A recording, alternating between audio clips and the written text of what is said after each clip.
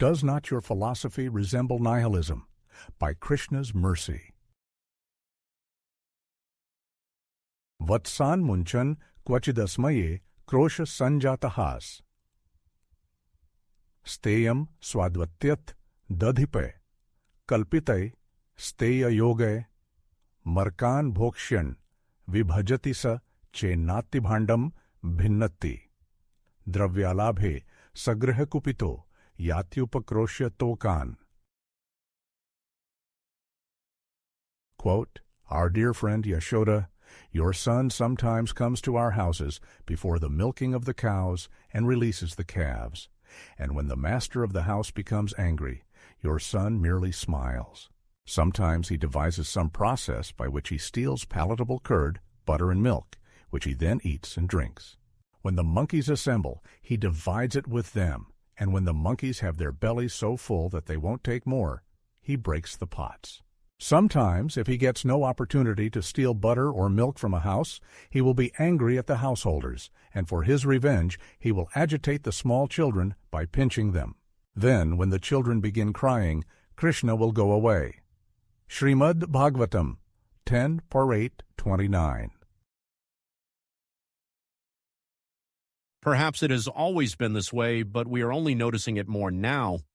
There is widespread corruption across all institutions at a level that can no longer be suppressed. Whenever we see a press conference with law enforcement officials, the first instinct is to think that they are lying. We do not take them seriously. Some of these people involved in public health are actually trying to kill a majority of the population. They know that they are lying to us, but they are shameless in the delivery of their fraudulent recommendations. I heard someone recently put the entire corrupt system into a basket known as nihilism. I had to look up the term for clarification, but I get the general idea.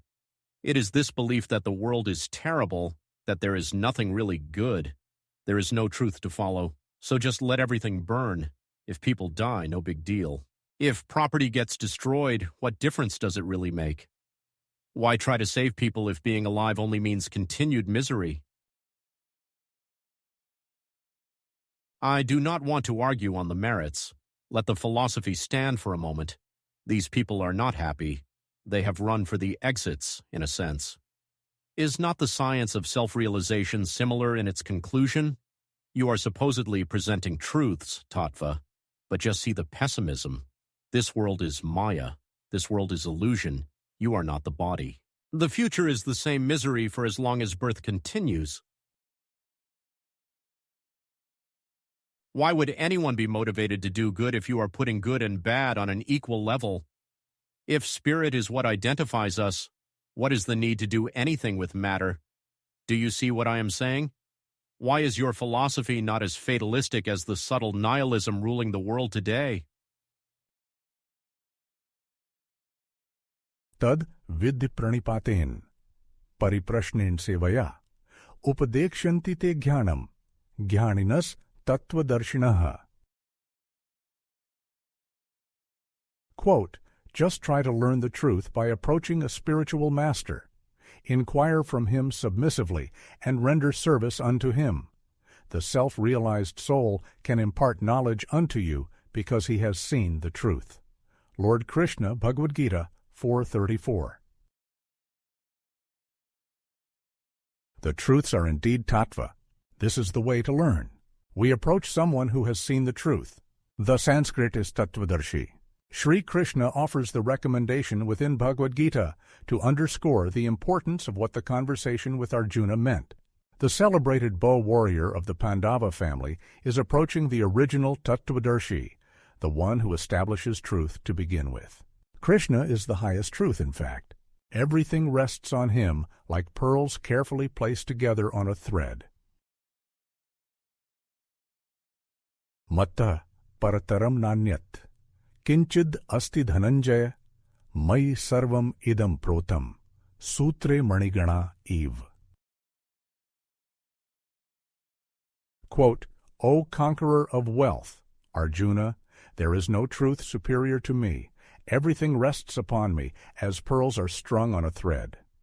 Lord Krishna, Bhagavad-gita 7:7. In the beginning of the period of instruction, there is emphasis on the negative. This is to shake us out of our ways, which likely date back many past births. We follow karma from before we can remember. Everyone around us is doing the same. This karma is based on the illusion of identifying with the body. This karma can only lead to unhappiness and grief, shoka. Karma is the root of our problems. Krodhat bhavati sammoha, sammohat smriti vibhrama, smriti bhrangshad, buddhinasho, buddhinashat pranashyati. Quote, from anger delusion arises, and from delusion bewilderment of memory. When memory is bewildered, intelligence is lost, and when intelligence is lost, one falls down again into the material pool. Lord Krishna, Bhagavad-gita 2:63. There is pessimism in the beginning, but eternal optimism in the end. The flow is similar to the happiness in the mode of goodness. The quick wins in life are not really worth it if assessed against the complete timeline. When we struggle a little in the beginning, though, to reach for something better, we benefit in the long run. Yat tad agre visham eve, pariname mritopamam tat sukham satvikam proktam, atma buddhi prasad jam. Quote, that which in the beginning may be just like poison, but at the end is just like nectar, and which awakens one to self-realization, is said to be happiness in the mode of goodness. Lord Krishna, Bhagavad-gita 18:37. The resemblance to nihilism applies only if we reject matter outright, if we think that there is no other way, if we pursue nirvana or the end of everything. If our focus remains on the nirakar aspect of spirituality, which lacks features, if we think of divinity only as nirguna, which is without distinguishable characteristics. The impersonalist branch of Vedic study has this sort of fatalistic outlook wherein everything gets relegated to maya, or illusion. Of course, the same could then accurately apply to the Mayavadi teacher himself, thereby relegating his own philosophy to maya.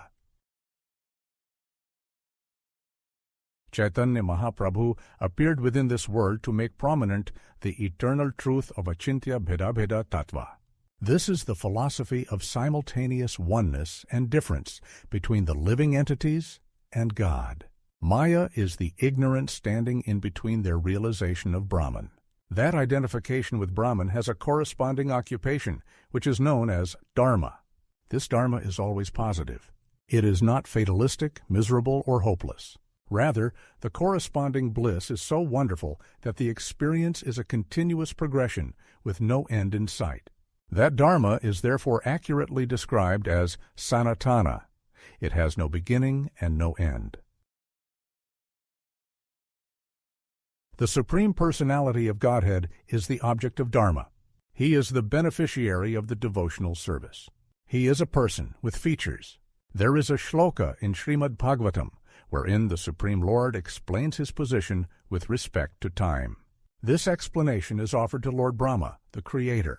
Chaitanya Mahaprabhu explains that the Sanskrit word aham is used 3 times in the shloka for the purpose of emphasis. Aham always refers to a person. It can never refer to someone or something that does not exist. Ye bigrah nahi mane, nirakar mane, tare tiraskaribare, karila nirdharane. Quote, impersonalists do not accept the personal feature of the Supreme Personality of Godhead. The personality of Godhead is stressed in this verse in order to impress upon them the necessity of accepting Him. Therefore, the word aham is mentioned 3 times. To stress something important, one repeats it 3 times. Chaitanya Charitamrit, Madhya 25, 1:15. A person teaches the Creator. A person institutes dharma.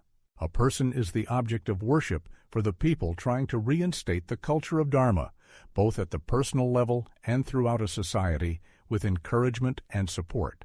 Everything we have and do will be washed away with time, but service to God, the person, is eternal. That is the greatest reason to be optimistic, to feel enthusiastic in having found the precious human birth. One person may be disillusioned with this world. Another person thinks there is no point. Yet another is focused only on removing the identification with matter. The person in knowledge who has seen the truth, tattva, always meditates on the source of everything. They see him as the most potent force in convening all the planets to work together to make a functioning universe. They also see him as the adorable and mischievous child of Yashoda, roaming through the sacred land of Vrindavan, breaking and entering to take what he feels belongs to him, against the mild protests of the residents wishing to protect their butter. In closing,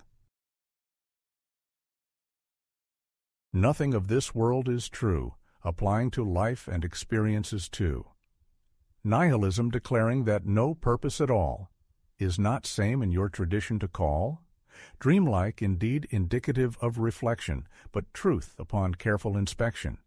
Seen as most widespread and potent force, but also as child stealing butter in course.